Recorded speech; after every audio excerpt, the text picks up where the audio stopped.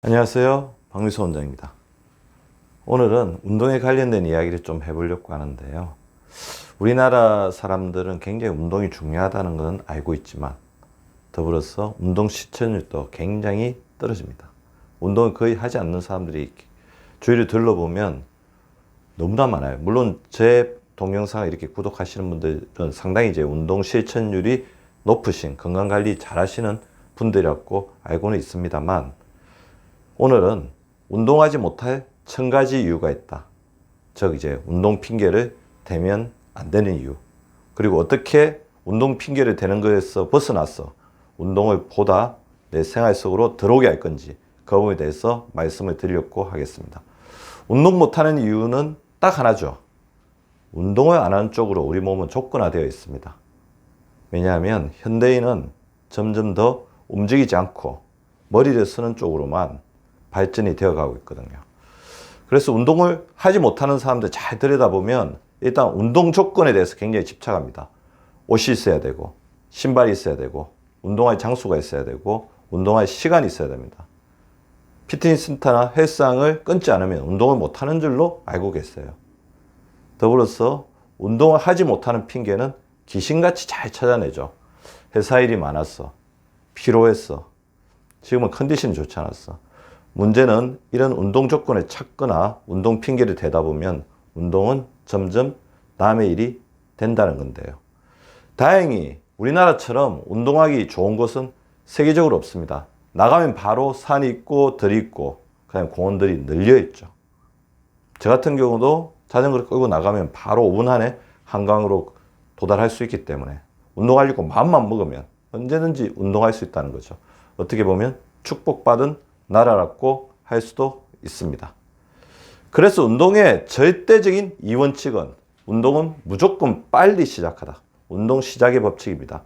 아무리 일찍 시작해도 운동은 빠르지 않다는 것이고, 또한 운동 늦었다. 내가 이제 운동했어 뭐해? 늦었다고 생각할 때가 오히려 가장 빠를 때란 건데요. 또 우리가 주의해야 될 게 우리 인생을 살아가는데 가장 중요한 지혜 중에 하나가 가유불급이잖아요. 넘치면 모자란만 못하다. 운동도 마찬가지입니다.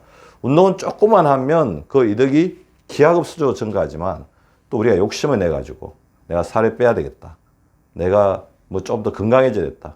욕심을 내는 순간 부상이 따라옵니다. 따라서 적당한 운동, 자기의 체력 범위에 맞는 운동하는 게 굉장히 중요하다는 거죠.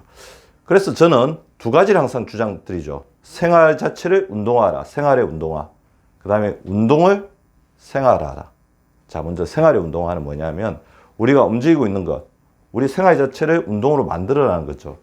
그래서 생활 속의 걷기, 하루에 이제 10,000보를 걷는다는 것 자체가 어떻게 보면 가장 큰 운동이라고 보일 수 있습니다.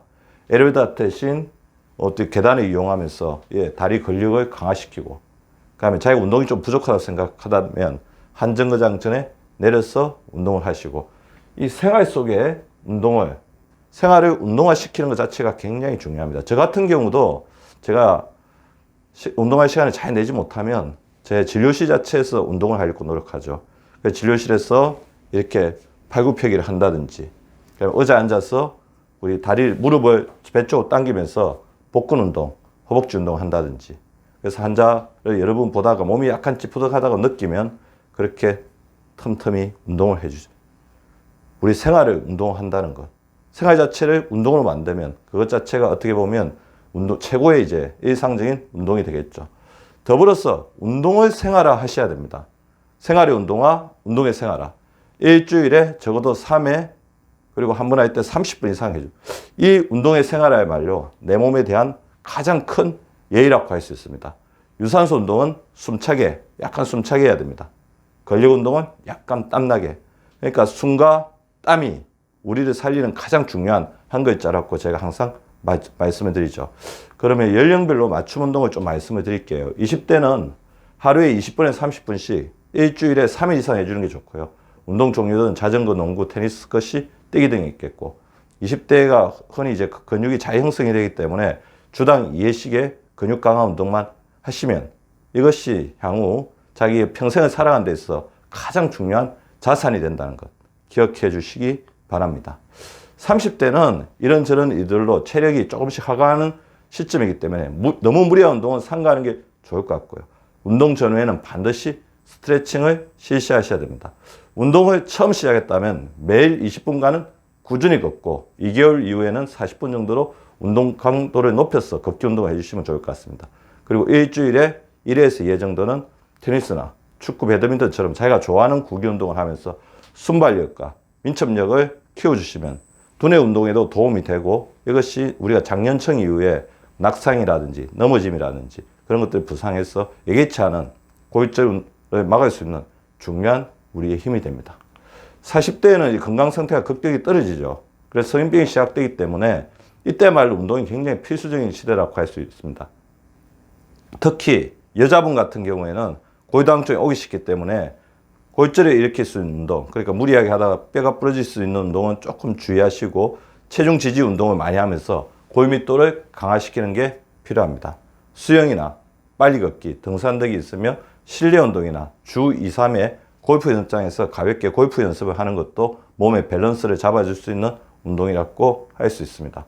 50대는 심혈관계 질환 발생률이 높아지므로 심장과 혈관을 강화시킬 수 있는 조깅이나 자전거 타기 등의 유산소 운동을 해주시는 게 좋을 것 같고요.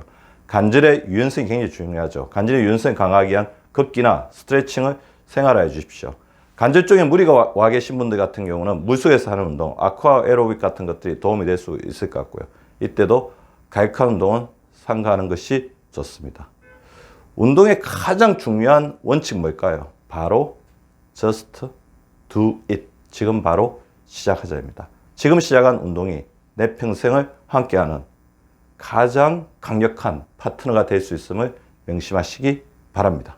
여러분이 눌러주시는 구독과 좋아요는 사랑입니다. 많이 많이 눌러주세요.